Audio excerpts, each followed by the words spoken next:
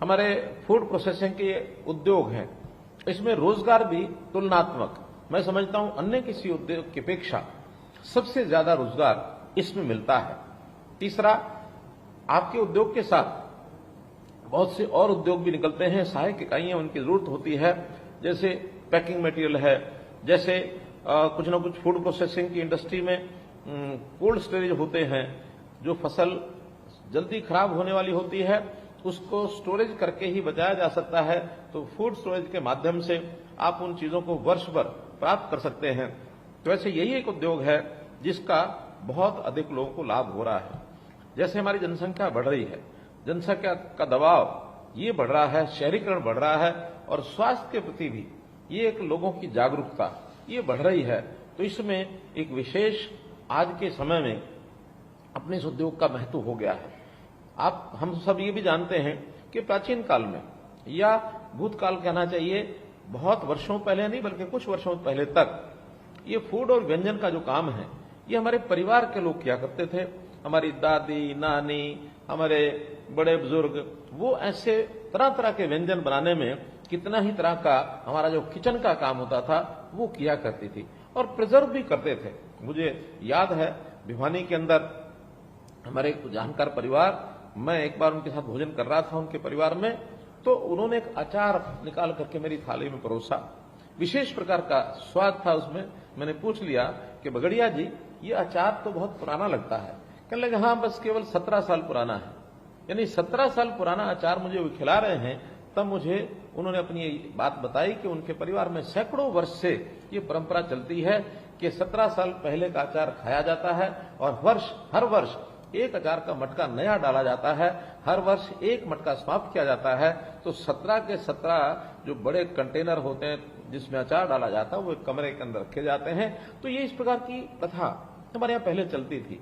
घरों के अंदर हमारी जो माताएं, हमारी दादी, हमारी नानी, यानी तरह तरह के पापड़ बनाने, बड़ियां बनानी, तरह तरह के इस प्रकार की चीजें उपयोग करती थी जो आज बाजार में है। शायद उस प्रकार का स्वाद देने वाली चीजें आज नहीं है। तो भी ये चीजें आज के समय में चूंकि घरों में होनी बंद हो गई हैं और आधुनिकता के आधार पर इसकी अब आवश्यकता हमें बाजार में पड़ने लगी है, मात्रा भी अधिक चाहिए। तो उसी में से हमारे उद्योग का जन्म हुआ और ये उद्योग बहुत बड़ी मात्रा में आज पूरे देश में हो रहा है। जहां तक मेरे पास जानकारी है कि वर्ष 2022 में फूड प्रोसेसिंग का उद्योग 22 लाख करोड़ रुपए का था और अनुमान है कि 3 वर्ष के बाद ये बढ़ करके 35 लाख करोड़ रुपए का ये अनुमान हो जाएगा, ऐसा हमको जानकारी है। हरियाणा की अगर बात करूं तो हरियाणा में 28,000 यूनिट्स इस प्रकार के लगे हुए हैं जो फूड प्रोसेसिंग का ये काम करते हैं। तो ये जो काम है हमारा, एक प्रकार से खेत से लेकर खाने की प्लेट तक जो चीजें परोसी जाती हैं उसमें फूड प्रोसेसिंग के इस उद्योग का एक अपना ही महत्व है। हम किसान के उत्पाद में वैल्यू एडिशन करके अपना लाभ भी कमाते हैं, प्रदेश और देश की इकोनॉमी में उसमें भी योगदान करते हैं। तो इस प्रकार हमने सरकार के नाते से बहुत से लाभ इस उद्योग को दिए हैं। कई प्रकार की नीतियां हमने बनाई है, बहुत सी हमने योजनाएं बनाई है। 4 जून 2018 को हरियाणा कृषि व्यवसाय एवं खाद्य प्रसंस्करण नीति 2018 ये हमने अधिसूचित की थी, जिसमें कृषि व्यवसाय तथा खाद्य प्रसंस्करण उद्योग के लिए अति अत्याधुनिक इंफ्रास्ट्रक्चर ये हमने विकसित किया था। यानी उसमें कई उसके भाग थे जो हमने सूचित किया।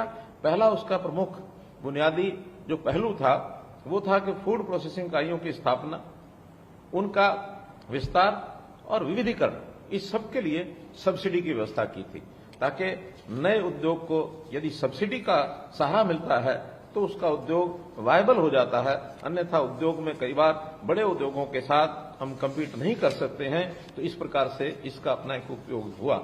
इसी प्रकार दूसरी जो योजना हमने बनाई उस योजना में बैकवर्ड फॉरवर्ड लिंकेज ये भी हमने की और इसके अंदर पूंजी निवेश की सब्सिडी ये दी जाती है।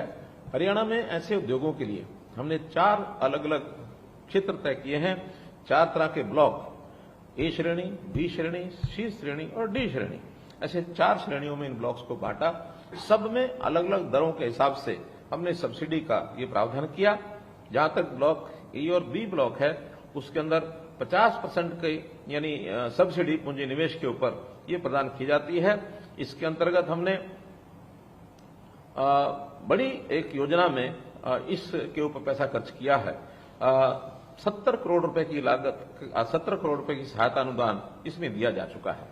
तीसरी योजना है एकीकृत कोल्ड चेन और वैल्यू एडिशन, इसका इंफ्रास्ट्रक्चर, इस पर सब्सिडी दी जाती है।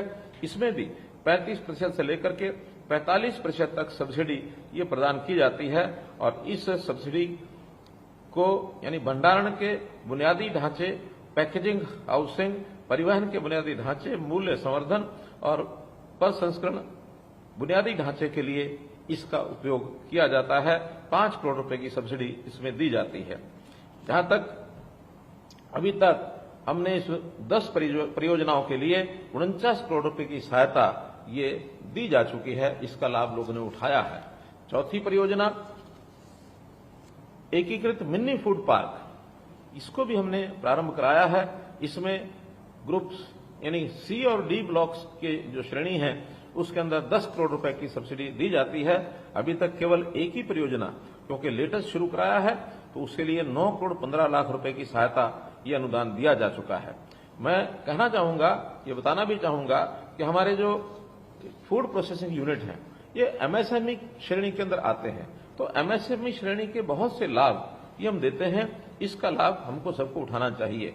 एमएसएमई में जो हमारा पंजीकरण हुआ है अभी तक पोर्टल के ऊपर 6,44,000 जो उद्यम हैं वो एमएसएमई पोर्टल पर ये पंजीकरण हो चुके हैं, जिसके अंदर 27,000 साढ़े 27,000 केवल फूड प्रोसेसिंग की ये इकाइयां हैं।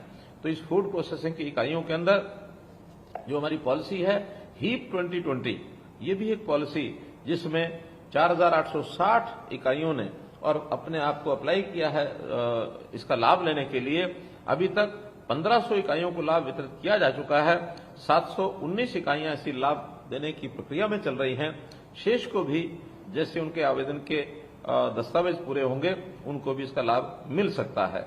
इसी प्रक्रिया में वाणिज्यिक उत्पादन शुरू करने की तिथि से 7 वर्ष के लिए 100% हम बिजली शुल्क उसमें छूट देते हैं और ये छूट आगे भी नई इकाइयां जो आएंगी उनको मिलती रहेंगी।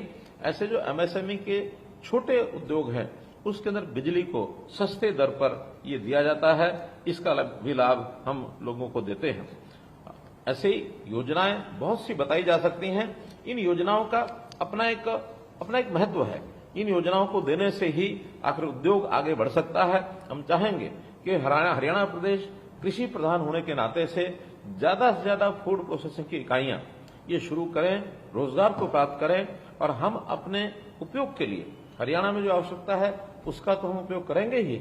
हमारी योजना हम एक्सपोर्ट करने के नाते भी यानी फॉरेन कोऑपरेशन डिपार्टमेंट उसके माध्यम से हम एक्सपोर्ट करने की योजना बना रहे हैं ताकि कोई एक निश्चित ब्रांड बना करके हम अपने यहां से चीजों को बाहर भेज सके, ताकि उसका हम अपने यहां फॉरेन एक्सचेंज को लाने में भी देश के नाते से भी हम उसका एक प्रकार से उपयोग कर सके, हमको लाभ हो सके। मैं निश्चित रूप से फूड प्रोसेसिंग इंडस्ट्री के विकास के लिए कुछ सुझाव ये देना चाहूंगा। मैं समझता हूं आप निश्चित रूप से उस पर ध्यान करेंगे। पहला है कि हम इनकी हमारे जो उत्पाद है उनकी गुणवत्ता, ये गुणवत्ता विश्व स्तरीय मानकों के आधार पर लेकर के आए ताकि एक्सपोर्ट करने में हमको सहायता मिले, वैश्विक प्रतिस्पर्धा में हम टिक सके। इसी प्रकार दूसरा, फूड प्रोसेसिंग के दौरान जो कृत्रिम प्रिजर्वेटिव्स हैं उन प्रिजर्वेटिव्स के कारण से कई बार खाने की जो क्वालिटी है वो उसका नुकसान होता है, लॉस होता है, तो उसका उपयोग न्यूनतम उपयोग करना चाहिए। ऐसे उत्पाद तैयार करें जिसमें चीनी है, नमक है, फैट है, ये कम से कम हो। स्वास्थ्य के प्रति सचेत उपभोक्ता ऐसे खाद्य पदार्थों की मांग कर रहे हैं, इस पर हमारा ध्यान रहना चाहिए। इसी प्रकार हम जानते हैं कि आज भारत इंडस्ट्री 4.0 के दौर में डिजिटल रेवोल्यूशन का चेहरा बना हुआ है। फूड प्रोसेसिंग में भी इसका कारगर उपयोग हो रहा है। विशेषकर उत्पादों को बेचने में डिजिटल प्लेटफॉर्म बहुत उपयोगी साबित हो रहे हैं। ज्यादातर उपभोक्ता कोई भी खाने पीने की चीज खरीदने के समय उसकी ऑनलाइन उपलब्धता ये तलाश कर रहे हैं। बहुत सी ऐसी कंपनियां आ गई हैं जो डिजिटल तौर पर जो मार्केटिंग के माध्यम से अपने उपयोग की चीजें ये घर पर मंगवाते हैं। सीधे उपभोक्ता भी उस पर अपना रजिस्ट्रेशन करा करके इन चीजों को बेच सकते हैं। तो मैं तो इतना ही कहूंगा कि आज के इस अवसर पर जो पाकशाला हमारे घर की पाकशाला होती थी, वो पाकशाला अब हमारे हाथ में आ गई है। उसका उपयोग तभी होगा, जैसे मैंने बताया, क्वालिटी ऑफ फूड, ये एक बात है। अगर इन सब चीजों पर हम खरा उतरेंगे तो हमारा ट्रस्ट, हमारा विश्वास ये बढ़ेगा और हमारे प्रोडक्ट और इंडस्ट्री, उसमें जो चीजें हमने बहुत पहले देखी हैं उन चीजों के आधार पर ही हमारा टेस्ट, हमारा स्वाद, हमारे स्वास्थ्य के प्रति हम अनुकूलता, ये यदि बनेगी तो निश्चित रूप से हम बहुत आगे बढ़ जाएंगे। इसका हम पूरा ध्यान रखेंगे और इसी नाते से मैं आज आपको अपने इस उद्योग के माध्यम से लोगों की जो हम सेवा कर रहे हैं, भले हमारा ये व्यवसाय है लेकिन फिर भी हम अपने इस व्यवसाय के माध्यम से अपने देश की सांस्कृतिक पहचान, अपना जो सेवा भाव है, अपनी जो विरासत है, इसमें जिसमें भारत का जायका, स्वाद, ये लोगों को बता सकते हैं कि व्यंजनों के नाते से जितना भारत में जितने प्रकार व्यंजनों के होते हैं शायद दुनिया के किसी देश में हों, क्योंकि हम इसको अभी महसूस कर चुके हैं। G20 में दुनिया भर के लोग हमारे देश में जो आए और अपने देश के जो व्यंजन, उनका जो उन्होंने टेस्ट, उसका जो स्वादन किया, उन्होंने भूरी पूरी प्रशंसा की। और खास तौर पर जैसा 2023 का ये वर्ष मोटे अनाज का वर्ष चल रहा है, तो इस मोटे अनाज के इस वर्ष में, मिलेट ईयर के इस वर्ष में हमारे यहाँ मिलेट बहुत उपयोग होता है। उस मिलेट का जो पैदावार है उसके भी हम यदि कुछ प्रोडक्ट बनाते हैं तो अपने आप में ये एक सोने पर सुहागा होगा। तो मैं इस नाते से आपसे उम्मीद करूंगा कि आप अपने प्रयास के माध्यम से इन चीजों को आगे बढ़ाएं। यदि आपका भी कोई सुझाव, यदि कोई विचार हमारे तक पहुंचाने लायक है तो निश्चित रूप से आप हमें सुझाएंगे, हम उस पर काम करेंगे। आप अपने इस काम को आगे करते रहिए। मेरी आपको बहुत बहुत शुभकामना, बहुत बहुत धन्यवाद।